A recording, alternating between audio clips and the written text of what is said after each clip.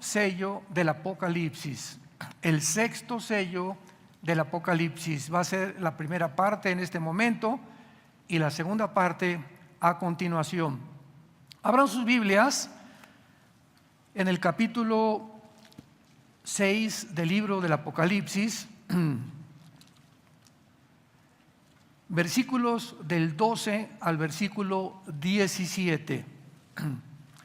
Y antes de entrar en materia, es muy interesante y muy edificante descubrir lo que en esta mañana quiero compartir con todos ustedes.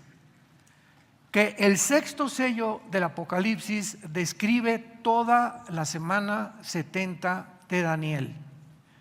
Yo recuerdo todavía hace algunos años cuando estaba estudiando escatología. Bueno, casi ha sido el área en la que Dios me ha llamado a compartir principalmente la apologética, la defensa de la fe. Pero recuerdo cuando los maestros de escatología enseñábamos dónde acomodaremos los 21 juicios que están en el Apocalipsis de Dios, porque son 7 sellos, 7 trompetas y 7 copas, los que cubren todo el libro del Apocalipsis, 21 juicios. Entonces tratábamos de acomodar, bueno, los primeros 6 sellos tal vez sean en los primeros 3 años de la tribulación, en las trompetas a lo mejor 1 año o 2 después y las copas al final. Entonces tratábamos de incluir, ¿verdad?, o de involucrar estos 21 juicios de alguna manera en la semana 70 de Daniel, que son los 7 años de la tribulación. Sin embargo, mientras más cerca nos encontramos de la consumación de la historia, es muy importante comprender lo siguiente: lo que Dios le dijo a Daniel, al profeta Daniel, hace 2600 años aproximadamente. Daniel, sella las palabras que te voy a dar en este momento y sella el libro. Los entendidos, cuando estas profecías comiencen a cumplirse, lo van a entender. Los entendidos, no todos, los entendidos, los que me siguen, los que me buscan, los que tienen comunión conmigo diariamente, a ellos los voy a iluminar. Entonces, lo que Daniel recibió fue lo siguiente: que pasarían 2600 años sin que ninguna generación pudiera entender lo que está escrito en las profecías de Daniel, porque todas las profecías de Daniel y las visiones del libro de Daniel son para Acharit Yom. Si quieres apuntar esta frase, ¿cómo suena? Acharit, Y-O-M, Acharit Yom. Es la frase que se usa en el hebreo para designar siempre los últimos días. Y todas las visiones de Daniel y las profecías de Daniel son para los últimos tiempos. Entonces han pasado 2600 años y es donde nos encontramos nosotros, amados hermanos. Nos encontramos en el tiempo en el que el Espíritu Santo va a comenzar a abrirnos el entendimiento con mucho más claridad, para que entendamos lo que tal vez hace 6 meses, hace 1 año, hace 5 años no lo podíamos todavía entender. Y al mismo tiempo Dios designó que así sucediera para que pudiéramos entenderlo a la luz de la tecnología moderna. Porque Dios le dice a Daniel en el capítulo 12 versículo 4: el conocimiento aumentará y será en ese tiempo cuando ustedes van a entender estas cosas. Ahora, ¿de qué manera el Espíritu Santo relacionó la tecnología en la que se encuentra el siglo XXI con las profecías bíblicas? Bueno, es claro, por ejemplo, en Apocalipsis capítulo 11, que se escribió hace 2000 años por el apóstol Juan, que cuando mataron a los 2 testigos, todo mundo iba a ver en Jerusalén la muerte de los 2 testigos. ¿Cómo podría esto ser posible hace 2000 años si no se hubieran inventado los satélites de comunicación? Porque la única forma en la que todo el mundo pudiera ver y todas las naciones el mismo evento es gracias a que a partir del siglo pasado, de los 70 a nuestros días, se inventaron o se pusieron en movimiento los satélites que están enviando las redes a Francia, a España, y lo que pasa ahorita en Jerusalén lo podemos ver en las noticias, etcétera, etcétera, gracias a los satélites de comunicación. Otro ejemplo: ¿cómo es posible que hace 2000 años el apóstol Juan haya escrito que el mundo terminaría cuando un hombre llamado el Anticristo iba a controlar a la humanidad a través de la economía, poniéndoles una marca a los seres humanos con el 666? ¿Cómo podía esto ser posible si no se hubieran inventado los chips? Entonces vemos que la tecnología que está a nuestro alrededor está interrelacionada, porque esto en los 40 del siglo pasado, en 1950 casi no se podía entender eso, pero ahora con los chips, cuando comenzaron los chips, todas las preguntas: oye hermano, el chip este es del Anticristo, y todo el mundo está interesado ahora porque la tecnología moderna nos muestra que la Biblia es más moderna que el periódico de mañana en la mañana. Y esto es maravilloso.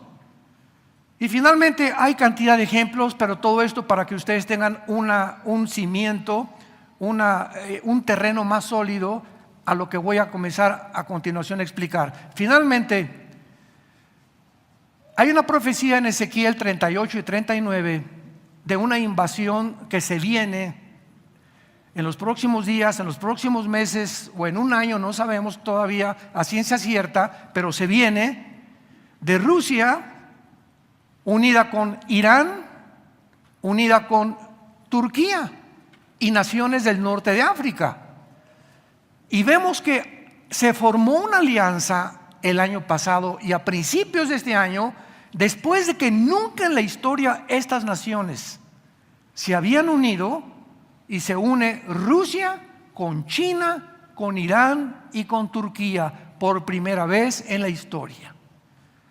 Y ahora con la invasión de Rusia sobre Ucrania, vemos de qué forma ya se están los dos partidos, ¿verdad? El Real Madrid contra el Barcelona, el América contra el Guadalajara. El mundo está dividido, los dos hemisferios, entre el oriente y entre el occidente. La invasión de Rusia sobre Ucrania no es una invasión simplemente de Rusia sobre Ucrania, es la guerra entre dos hemisferios finales de la historia humana. Se une todo el Medio Oriente y el Asia, China, Rusia, Irán, Turquía, etcétera, etcétera, contra la nación europea, la OTAN y Estados Unidos de Norteamérica.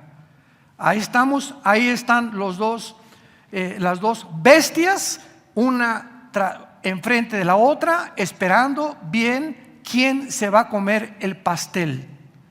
¿Quién va a tener más parte del pastel? El pastel es el mundo, y por primera vez ahora dos fracciones, los dos hemisferios del mundo están a punto de entrar a una guerra nuclear, tanto el occidente como el oriente, para ver quién domina el mundo. Tan sencillo como eso. A eso tenía que acabar la humanidad. Finalmente el Anticristo se va a surgir en Europa, va a arreglar la economía de Europa, Rusia va a invadir Israel, China se va a quedar con Taiwán, Corea del Norte va a invadir Corea del Sur, entre Irán y entre Israel continuará la guerra de la bomba nuclear, a ver quién interviene primero, si Israel ataca a Irán o Irán a Israel, etcétera, etcétera. El continente norteamericano, que es donde vivimos tú y yo, va a desaparecer. Bíblicamente el continente americano va a desaparecer. ¿Dónde lo dice eso? En el cuarto sello del Apocalipsis, una cuarta parte de la humanidad será muerta. Somos 8,000 millones ahorita en el mundo. Si le quitamos una cuarta parte, ¿cuántos quedan? Son 2,000 millones los que son una cuarta parte de la humanidad. Y si la Biblia nos muestra que solamente sobreviven Asia y parte del Medio Oriente y Europa, cuando venga a Jesucristo, el continente americano no se encuentra en las profecías bíblicas. Así que todos los que viven aquí en la avenida Cuauhtémoc, adiós. Bueno, así podríamos seguir, ¿no? Pero el caso que quería mencionar, antes de entrar en materia, en Ezequiel 38, en la profecía de Rusia contra Israel, es que en el versículo 8 se menciona de Ezequiel 38 que una de las razones por las cuales Rusia se viene contra Israel es un botín, así se menciona en el hebreo, para tomar botín, o sea, un tesoro. Y todavía hace algunos meses, dentro de la escatología bíblica, no podíamos comprender, muchas personas interesados, que estamos interesados y estamos atentos a lo que la Biblia dice a la luz de la tecnología y los eventos del mundo, ¿qué es ese botín que Rusia le va a traer para formar esta coalición de naciones e irse contra la nación de Israel? Bueno, ahora que Rusia invade Ucrania, nos damos cuenta que Rusia tiene la llave del gas. El 60% del gas de Europa viene de Rusia vía Alemania. Se llama el gasoducto Nord Stream número 1. Ya están haciendo el número 2. Y ahora que le cierra el gas Rusia a Europa, de alguna forma usando un chantaje para que nos sigan ayudando a Ucrania, resulta que en las últimas semanas escuchamos la noticia que asombró al mundo, que Israel tiene gas y que era su arma secreta, y que ahora Israel le ha propuesto a la Unión Europea mandar gas a través de Egipto. Y esto encolerizó mucho más a Putin. ¿Por qué? Porque ahora ve a Israel como una amenaza, y con esa arma supuestamente secreta que le van a tratar de impedir a cierto punto chantajear a Europa. Entonces, cuando vemos que es el gas el producto que va a ayudar a Europa a sobrevivir si le cierra la llave Putin, nos da una razón muy clara por qué va a suceder la guerra de Gog y Magog de Ezequiel 38. Pero no lo podíamos saber todavía, repito, hasta hace 2 o 3 meses. Yo pensaba que eran las riquezas del mar, del mar Negro, ¿verdad? El mar muerto ahí en Israel, que tiene billones de dólares en mercurio, en potasio, en minerales que son valiosísimos. Pero ahora resulta que esa es precisamente el gas. Entonces, ¿qué va a hacer Putin? Lo único que va a hacer lo siguiente: si quiero conquistar Europa y Asia, atacar a Israel para yo controlar el gas mundial y el petróleo también. Entonces vemos de qué forma todo esto cobra sentido a la luz del libro, el primer libro que se imprimió en la imprenta de Gutenberg, el libro que tú tienes todos los días en tu casa, el único libro que nos pone en contacto con Dios, porque las palabras de Cristo son espíritu y son vida, el único libro que te va a mantener dentro de la paz y la seguridad y la tranquilidad y la esperanza que Dios te quiere dar en este mundo que está completamente desarticulado, en un mundo que se encuentra a la orilla de un abismo. Muy bien. Vamos pues a Apocalipsis capítulo 6, versículo 12 en 17 para darle lectura. Y vemos pues que estos 7 sellos del Apocalipsis se encontraban en un libro que vamos a leer también en el capítulo 5 de Apocalipsis, sellado por 7 sellos por dentro y por fuera. Y dice el versículo 12, Apocalipsis 6, versículo 12: miré cuando abrió el 6º sello, y he aquí hubo un gran terremoto, y el sol se puso negro como tela de silicio, y la luna se volvió toda como sangre, y las estrellas del cielo cayeron sobre la tierra, como la higuera deja caer sus higos cuando es sacudida por un fuerte viento. Y el cielo se desvaneció como un pergamino que se enrolla, y todo monte y toda isla se removió de su lugar.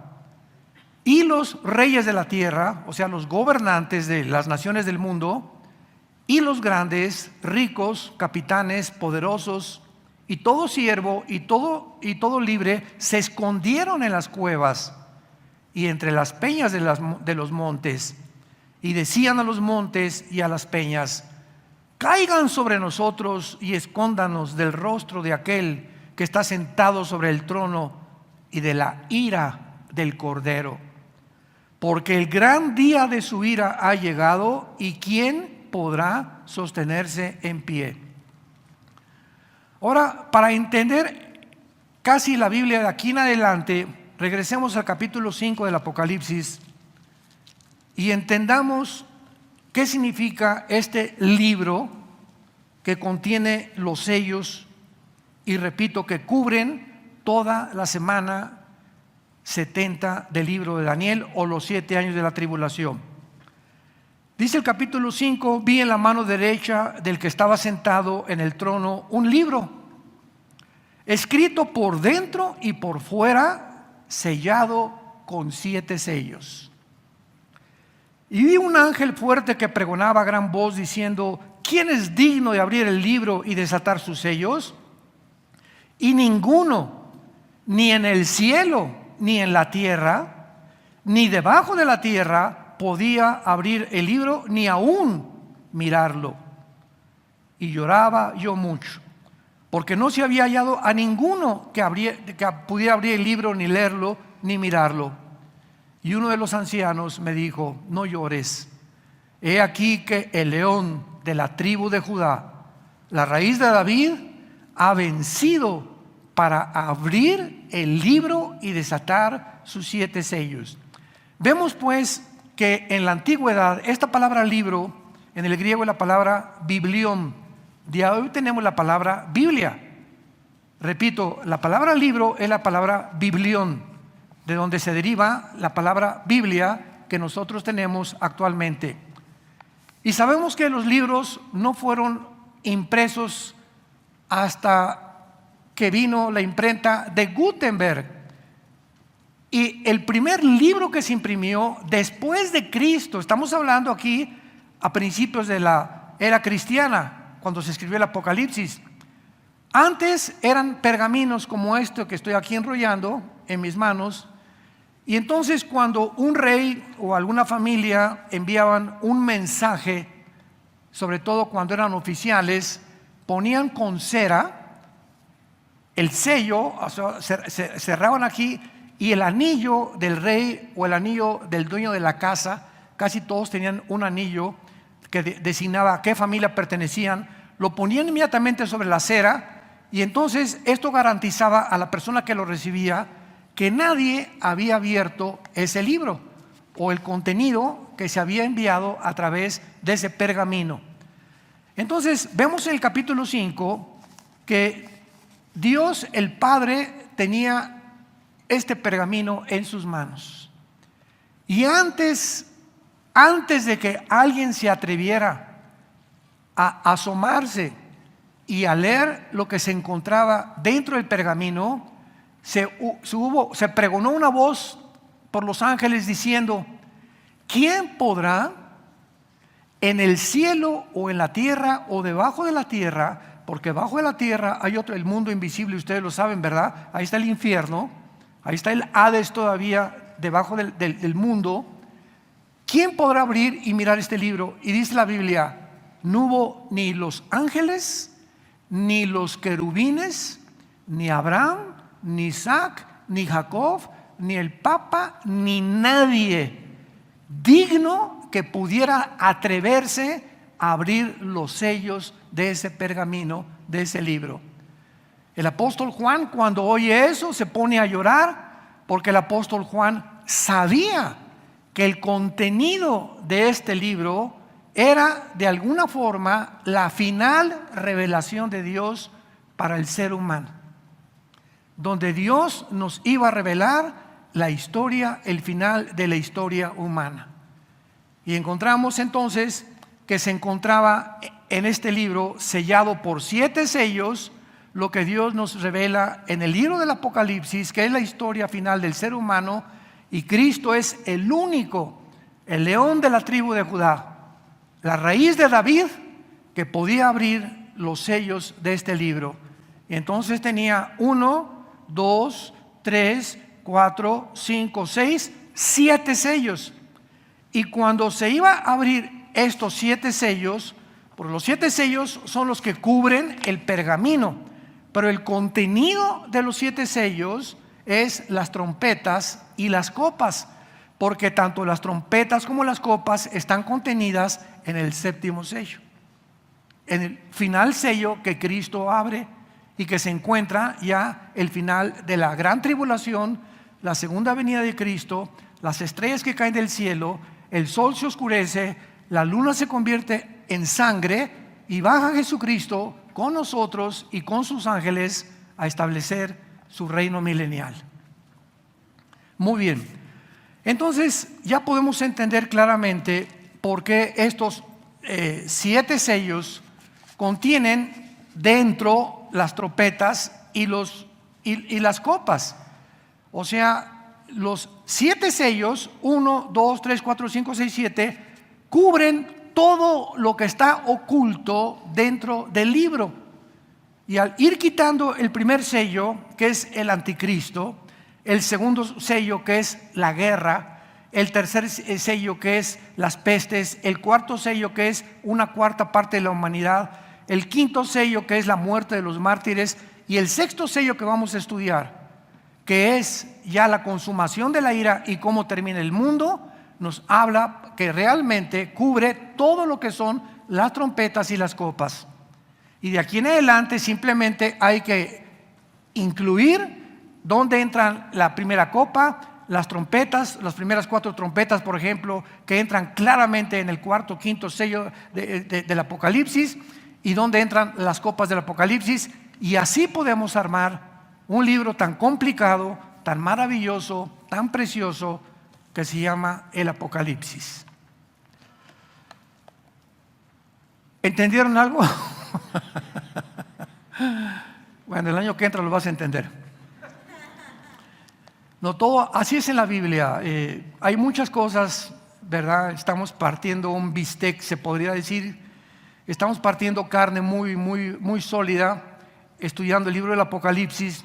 Y hay muchos de ustedes que tienen 4 años en Cristo, 5 años en Cristo, y pues tienes que comenzar con el libro de Romanos. Y si no has estudiado el libro de Romanos, no puedes entender las doctrinas, que son las principales doctrinas de toda la Biblia, del libro de Romanos. No puedes entender las profecías, ni te puedes meter Ezequiel, ni Daniel, etcétera, etcétera, porque no tienes los dientes para masticar el alimento sólido. Entonces, no tengas preocupación de que pues, ¿qué dijo? O no entendí, o ya estoy más confundido que nunca. Esto es normal, ¿verdad? Porque aquí hay un alimento un poco más sólido, que todavía tu calidad de crecimiento y desarrollo espiritual no es lo suficiente maduro para que lo puedas entender, pero si tú te mantienes perseverando en el estudio de la palabra de Dios, Dios te va a iluminar. Y de todo lo que estudiemos, te va a abrir los ojos Dios a muchas cosas que antes no entendías. Porque cosas que ojos no han visto ni han subido en corazón del hombre, son las que Dios tiene preparadas para todos los que le aman.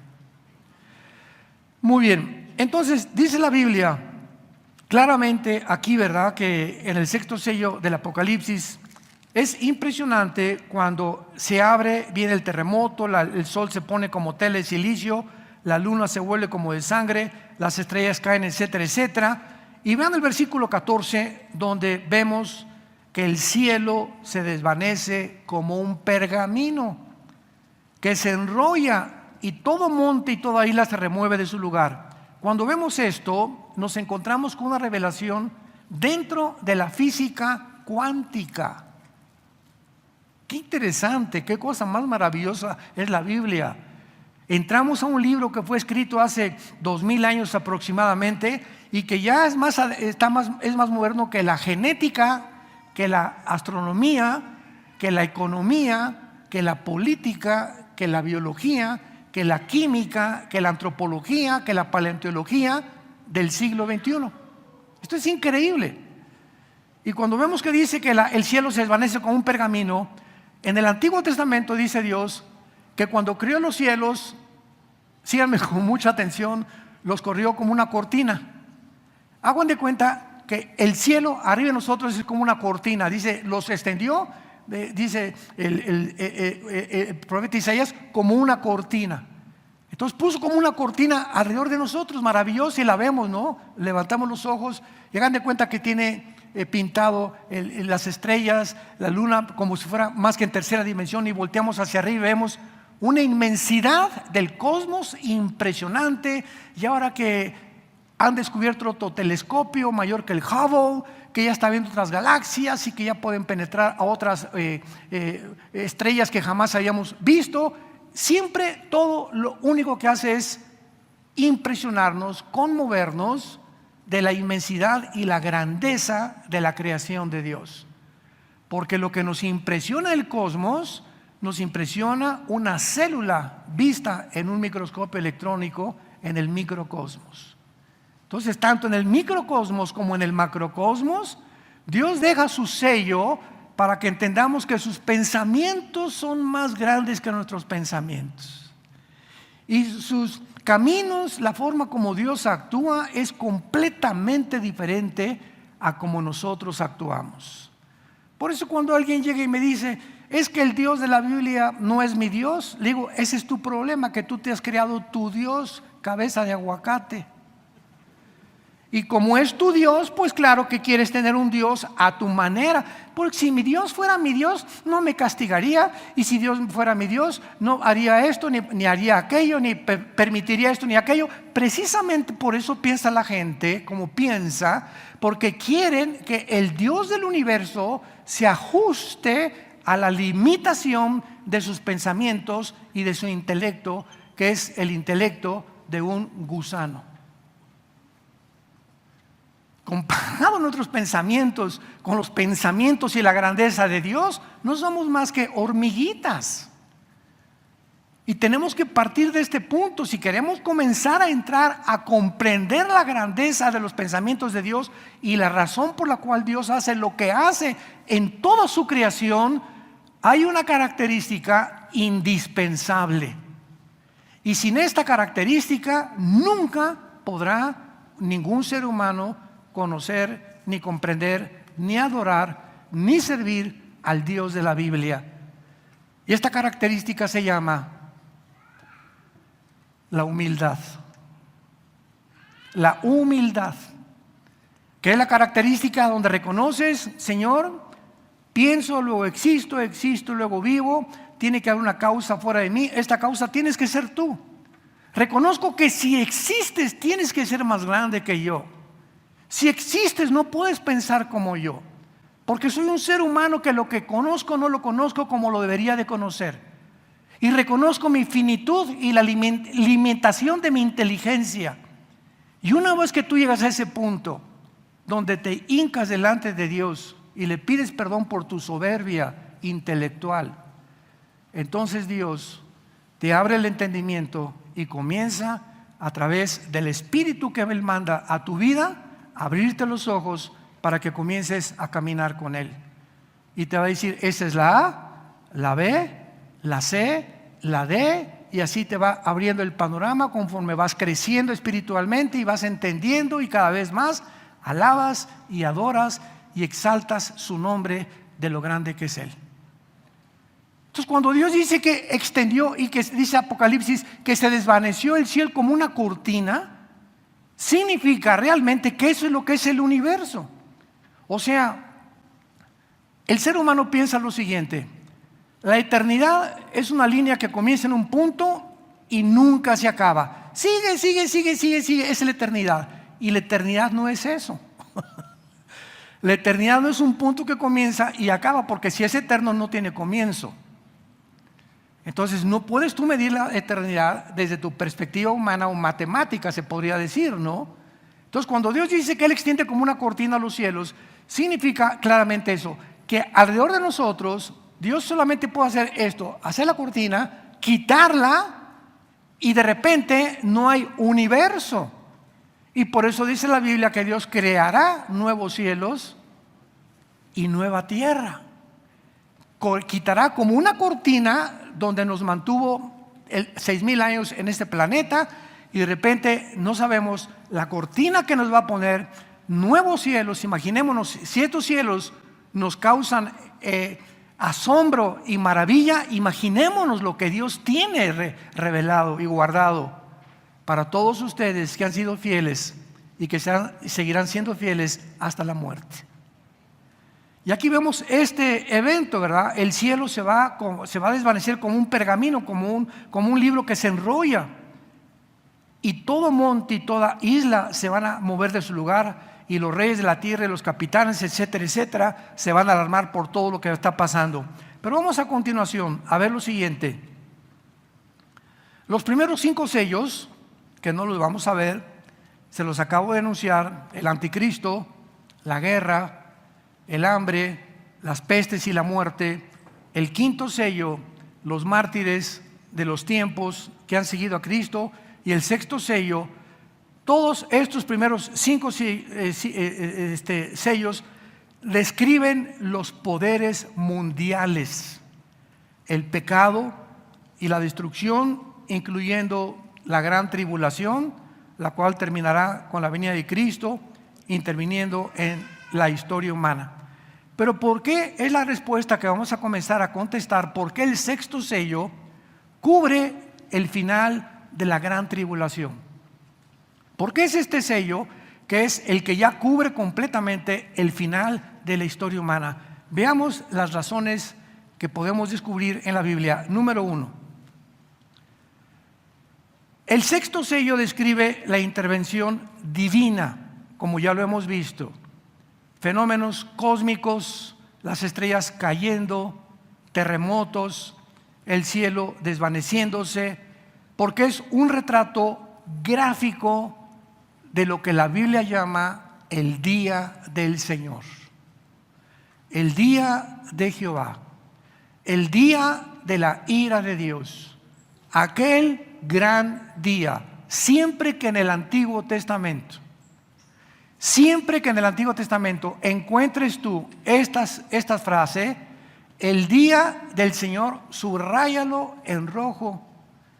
Porque siempre que encuentres el día del Señor, el día de Jehová, el día de la ira, se refiere siempre a los últimos 7 años del ser humano, que se llama la semana 70 de Daniel o la gran tribulación. En el Nuevo Testamento, igualmente, el día del Señor, como en 2 Tesalonicenses, en 1 Tesalonicenses capítulo 5, el día del Señor se refiere a la gran tribulación, a estos 7 años. Entonces vemos nosotros claramente que aquí se está anunciando en el 6.º sello, es un retrato gráfico del día del Señor, porque describe las mismas señales cósmicas. Esto es muy importante, son las mismas señales cósmicas que anuncian o que van a anunciar la segunda venida de Jesucristo. Veamos algunos pasajes, como en Joel capítulo 2, en el Antiguo Testamento, versículo 31, para comprobar lo que estamos diciendo. El 6.º sello contiene las mismas señales cósmicas que anuncian la segunda venida de Jesucristo. Esto nunca antes en la historia ha sucedido. Dice Joel 2, versículo 31. El sol se convertirá en tinieblas, que es lo mismo que dice el 6.º sello, y la luna en sangre, lo mismo que dice el 6.º sello, antes que venga el día grande y espantoso de Jehová, que es la segunda venida de Jesucristo. Mateo 24. Cristo está hablando en el famoso sermón de la montaña, versículo 29 y 30. Mateo 24, 29 y 30. Y dice así el Señor Jesucristo, palabras de Jesús: e inmediatamente después de la tribulación de aquellos días, el sol se oscurecerá y la luna no dará su resplandor y las estrellas caerán del cielo. Esto nunca ha pasado ni sucederá hasta antes de la venida de Jesucristo. No antes del rapto, El rapto es otra cosa. Estamos hablando de la segunda venida al final de los 7 años de Jesucristo. Las estrellas caerán del cielo y las potencias de los cielos serán conmovidas. Entonces aparecerá la señal del Hijo del Hombre en el cielo, y entonces lamentarán todas las tribus de la tierra. Es el lamento que encontramos en el 6º sello.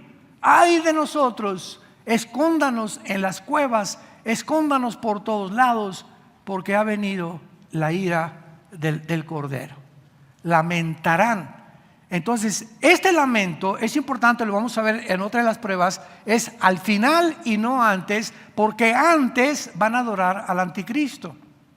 Pero cuando encontramos ya al mundo lamentándose, Dios mío santo, ¿qué es esto? Es porque ya llegaron al final de la historia y el mundo se enfrentará con la venida de Cristo en el aire, y será demasiado tarde para los seres humanos que en ese momento quieran arrepentirse. Veamos otro pasaje más tremendo en Isaías capítulo 24. La Biblia se tiene que enseñar de esta manera, santos de Dios, línea sobre línea, precepto sobre precepto, comparando escritura con escritura. Nunca en el estudio de la Biblia se saca un pasaje o un versículo y se desarrolla una doctrina sin haberlo comparado con otros pasajes de la Biblia que pueden contradecir lo que tú dices, o que pueden confundirte, o tal vez que no hay ningún sentido común entre un versículo y otro versículo. Entonces, cuando usamos de esta manera la Biblia y comenzamos a unir las piezas, porque la Biblia es un rompecabezas, y comenzamos a poner las piezas y comienzan a encajar una por una, nos damos cuenta que hasta el final del tiempo vamos a ver la pintura general. Daniel pintó un cuadro hace 2600 años inconcluso. Pintó un cuadro de las profecías de los últimos tiempos inconcluso. Viene el apóstol Juan 600 años después de Daniel, y Juan le da al cuadro que pintó Daniel las últimas pinceladas. Y ya tenemos con Daniel y el Apocalipsis el cuadro completo. ¿Qué quiero decir? No se puede estudiar Apocalipsis sin estudiar Daniel, ni se puede estudiar Daniel sin estudiar el Apocalipsis, porque la Biblia es la suma de la verdad de Dios. ¿Me van siguiendo? Muy bien, dice Mateo 24, versículo 19 al 23. Isaías 24, 19 al 23. Será quebrantado de toda la tierra, enteramente desmenuzada será la tierra. Vean ustedes todas estas frases. En gran manera será la tierra conmovida. Temblará la tierra como un ebrio, y será removida como una choza, y se agravará sobre ella su pecado, y caerá y nunca más se levantará.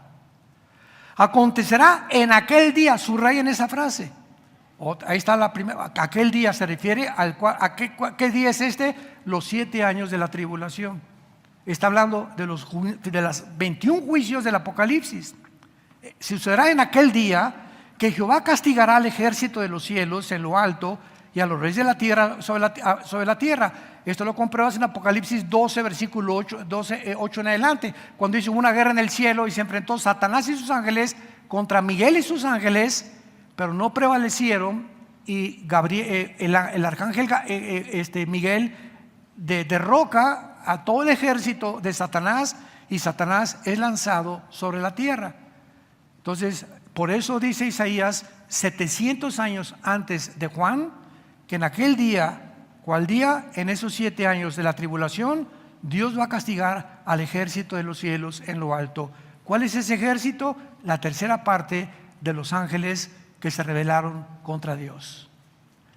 Y a los reyes de la tierra sobre la tierra, como lo vimos en el 6º sello, serán amontonados como se amontona a los encarcelados en mazmorra y en prisión, quedarán encerrados y serán castigados después de muchos días. Versículo 23, la luna se avergonzará y el sol se confundirá, cuando Jehová de los ejércitos reine en el monte de Sión y en Jerusalén, y delante de sus ancianos sea glorioso.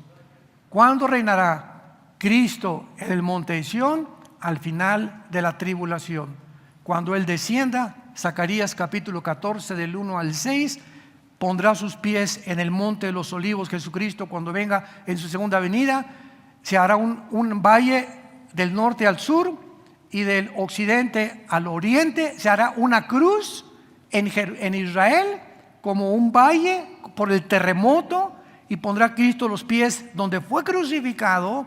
Y entonces de ahí en adelante nosotros que bajamos con Él, bajamos a establecer su reino mesiánico de 1000 años, que lo enseña finalmente Apocalipsis capítulo 21, y que también todos los profetas del Antiguo Testamento profetizaron el futuro del reino de la raíz de David. En 2 Samuel 7, Dios le dice, el profeta le dice a David: David, tú no vas a continuar, vendrá un hijo tuyo que es Salomón, y de sus entrañas, o sea, desde David, desde la raíz de David, vendrá el que reinará eternamente. Salomón murió. Entonces, cuando nació Cristo, Él tenía que venir genéticamente de la raíz genética del cromosoma o del genoma que tenía David. Tenía Jesús que nacer, y Él es a quien el profeta se estaba refiriendo. El reino eterno vendrá cuando Jesucristo venga por segunda vez con todos nosotros. Muy bien. En segundo lugar, la segunda prueba de que el sexto sello cubre el final de la semana 70 de Daniel. Este sexto sello se caracterizará, regresamos a Apocalipsis capítulo 6, dichosos todos ustedes que trajeron la Biblia y que no están leyendo ahorita el periódico Reforma.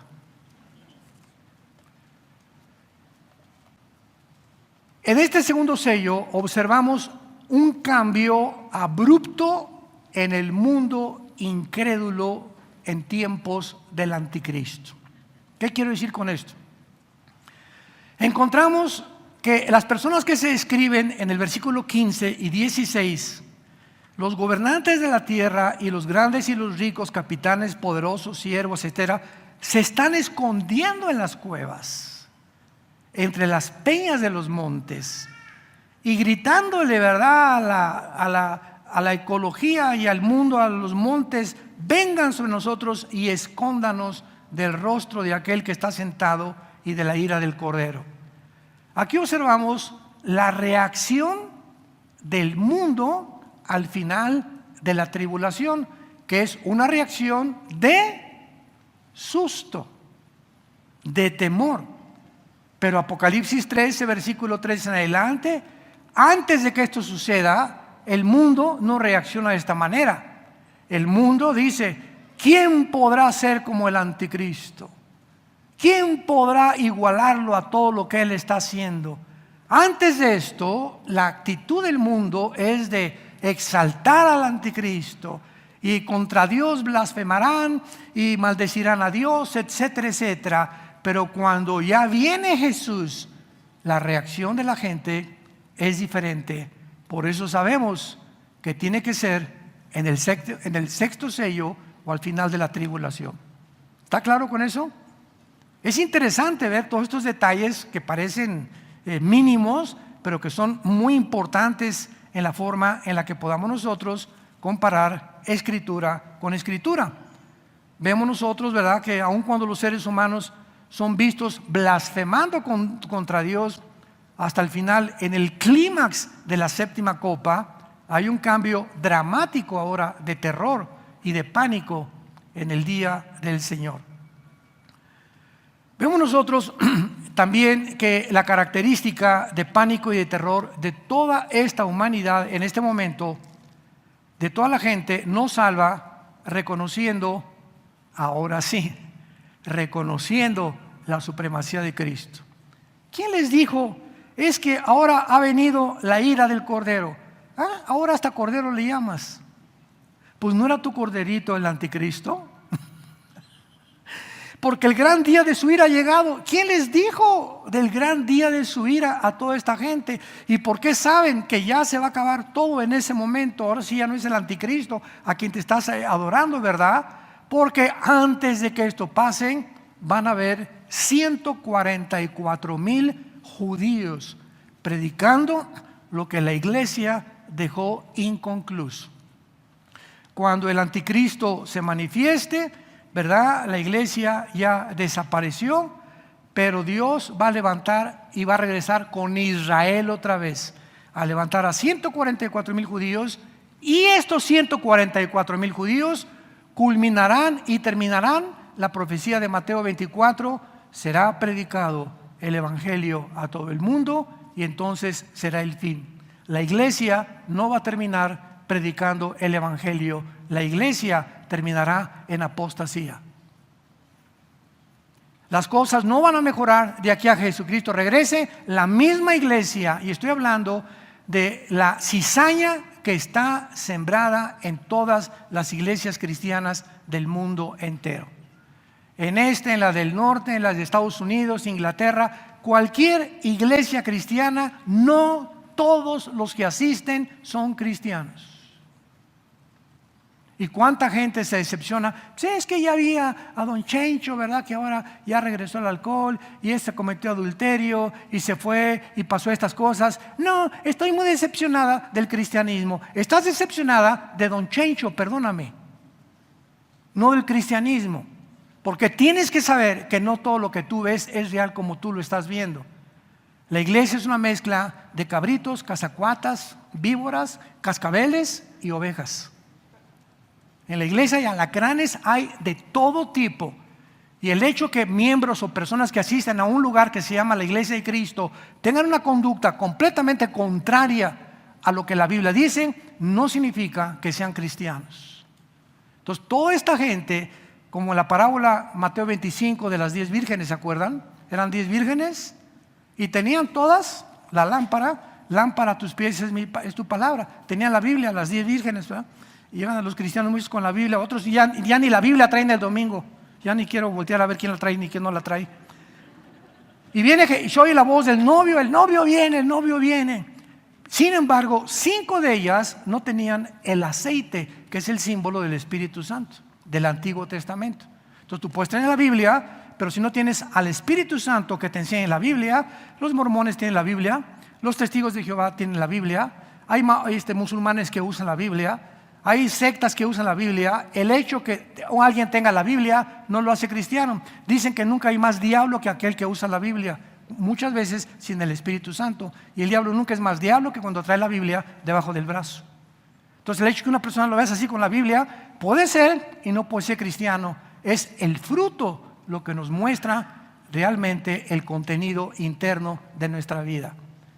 Entonces Dios nos muestra claramente, ¿verdad?, que la iglesia terminará en una apostasía total, y aquellos que mantuvieron hasta el final su fidelidad se llama el remanente. En esta iglesia y en todas las iglesias del mundo hay un grupo muy, muy pequeño de verdaderos cristianos, desgraciadamente. Y ese pequeño grupo son los que viene el Señor por ellos ahora en el arrebatamiento, y los demás se van a quedar porque no entendieron hasta que vino el diluvio y se los llevó a todos. Te damos gracias, Señor, por tu palabra en esta mañana. Gracias, Señor, porque es tiempo de despertar, sabiendo que las tinieblas están pasando y la luz viene al mundo otra vez. Anhelamos con todo el corazón tu venida, Señor Jesús, y sabemos que tú nos has elegido según tu presencia en santificación del Espíritu Santo para obedecer y ser rociados con la sangre de Jesucristo. Porque todas las cosas que pertenecen a la vida y a la piedad ya nos las has dado. No hay nada que no tengamos que tú nos hayas dado desde el nacimiento de nuevo. Cuando tú entraste a nuestra vida, nos entregaste talentos, dones, todo absolutamente para que creciéramos en la gracia y el conocimiento de tu Hijo Jesucristo.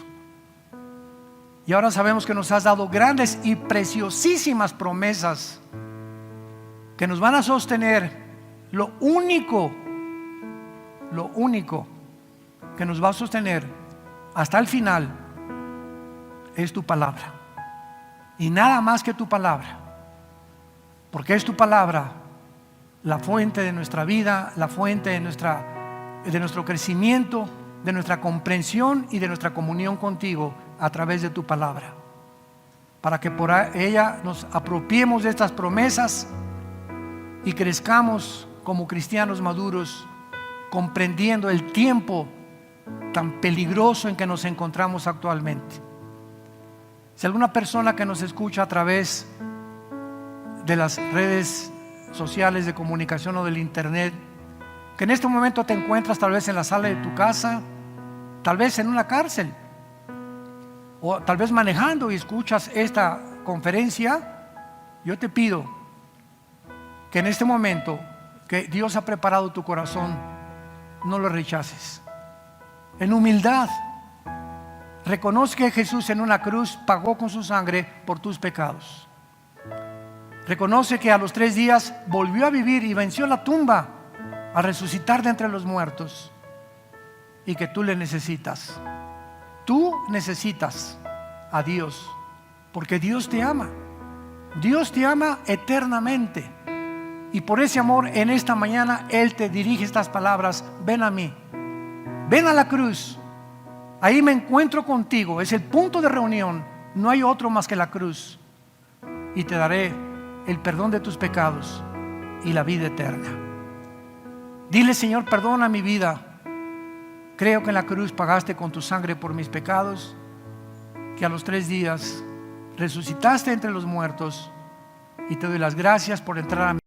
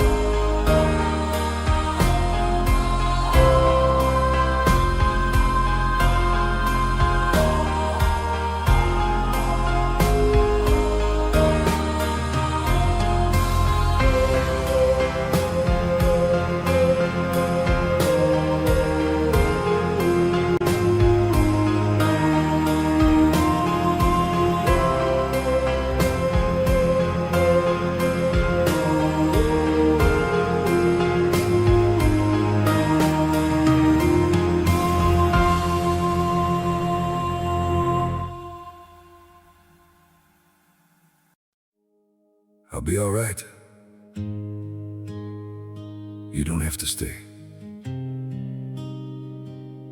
If you've already chosen,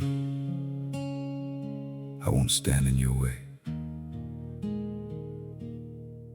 I can feel it in your distance, in the way you barely speak, like your heart is somewhere else now, somewhere I can't reach. I was trying just to hold us while you slowly slipped away. Now I'm left with all the silence you didn't want to say. Maybe I just held on to something already gone. I'll be fine, you can leave. You don't owe me anything. If your heart has found a way out of what we used to be, I'll be fine, don't look back. I'll survive this empty space. Not tonight, maybe not soon, but I'll learn to be okay. We don't need to fake the feeling, I can see it in your eyes. There's no reason left for staying when the love already died. Through the quiet in your voice, I can hear your choice. I'll be fine, you can leave. You don't owe me anything. If your heart has found a way out of what we used to be, I'll be fine, don't look back. I'll survive this empty space. Not tonight, maybe not soon, but I'll learn to be okay. I don't need a reason why, I can see it in goodbye. And it breaks me, yeah, it does, but I won't ask you to stay. I'll be fine, you can leave. You don't owe me anything. If your heart has found a way out of what we used to be, I'll be fine, don't look back. I'll survive this empty space. Not tonight, maybe not soon, but I'll learn to be okay.